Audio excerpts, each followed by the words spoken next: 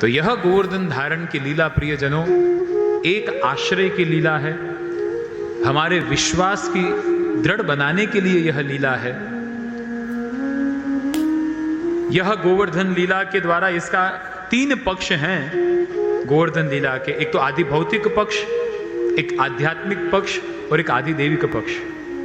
भौतिक दृष्टि से इस गोवर्धन लीला को ऐसे भी देखा जा सकता है जैसे भगवान ने कहा भाई ये कर रहे हो, इसके करते गोवर्धन पूजा करो, गिरिराज जी की पूजा करो, यानी प्रकृति का संरक्षण करो, क्योंकि प्रकृति है तो हम हैं।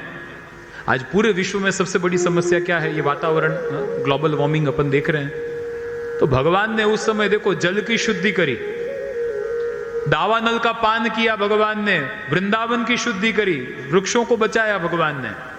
यहां पे ये गिरिराज की पूजन करके कि पर्वतों की रक्षा करो, प्रकृति की रक्षा करो, जो प्रकृति है तो हम हैं, और प्रकृति को ही नाश करेंगे। मनुष्य आज अपने स्वार्थ के लिए कितनी प्रकृति को, कितनी ही प्रकृति हमारे यहां पर जो प्रकृति को पूजने वाले हैं, सबसे ज्यादा प्रकृति का नुकसान हमारे यहां भारत में ही होता है। ये देखकर बड़ी विचित्रता है।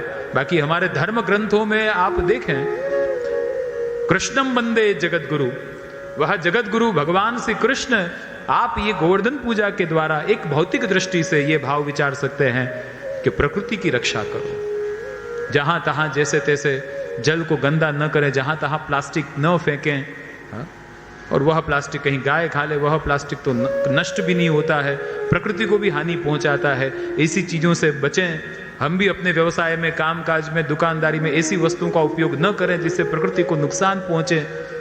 स्वार्थ से ऊपर ये भी अपने आप में एक देखा जाए तो स्वार्थी है।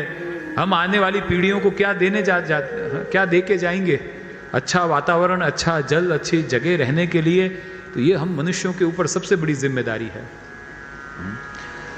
आज आपको याद होगा कोविड का टाइम आया था और सब आइसोलेट, सब अपने अपने घर में, लॉकडाउन, कभी सुना भी नहीं शब्द, ऐसे ऐसे लॉकडाउन ने क्या हुआ, सब घर में, और सब घर में थे। और उस समय अब आप सब ने जाना होगा, पढ़ा होगा कि उस समय नदियां बड़ी निर्मल हो गई, टेम्परेचर भी डाउन हो गया, सब शुद्धि, अपने आप प्रकृति सही हो गई।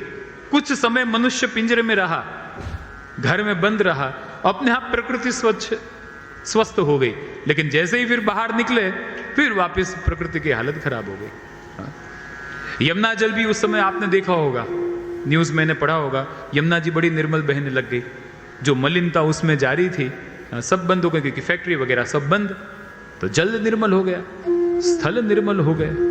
यानी ये मनुष्य ही प्रकृति को सबसे ज्यादा नुकसान पहुंचाता है। खाली ये तो स्वार्थ में आके ये सब लोग मीटिंग करते हैं, ग्लोबल वार्मिंग ने ये देश एक दूसरे के साथ मिलके, बाकी खुद ही ऐसे ऐसे बड़े बड़े बॉम्ब बनाते हैं, ऐसे ऐसे संसाधन बनाते हैं जिससे पूरी सृष्टि को हानि पहुंचती है।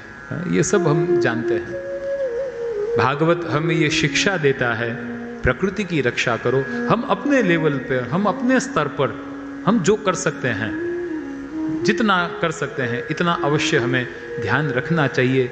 जल का संरक्षण करना चाहिए, शुद्धि रखनी चाहिए, वृक्षों का संरक्षण करना चाहिए, आसपास ऐसी व्यवस्थाएं हम करें। आप लोगों का सुंदर मंडल है, उसके द्वारा भी ऐसे आयोजन, वृक्षारोपण आदि के कार्यक्रम आप करते हो तो और उस कार्यक्रम को बढ़ाओ, लेकिन प्रकृति की रक्षा होवे। ये गोवर्धन लीला का एक ये भी संदेश है। गो यानी प्रकृति, उसका वर्धन करने वाली यह लीला गोवर्धन लीला।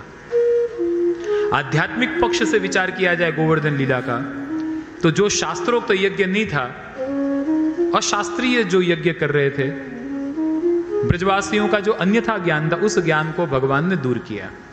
और आधिदैविक पक्ष जो विचार किया जाए तो मूल मात्र एक का आश्रय बना के रखना। प्रेम गली अति साकरी, तामे द्वई न समाई। पुष्टि भक्ति मार्ग में, और भक्ति तो वही है कि जो एक से हो, भक्ति यानी प्रेम, तो एक का आश्रय बना के रखना चाहिए।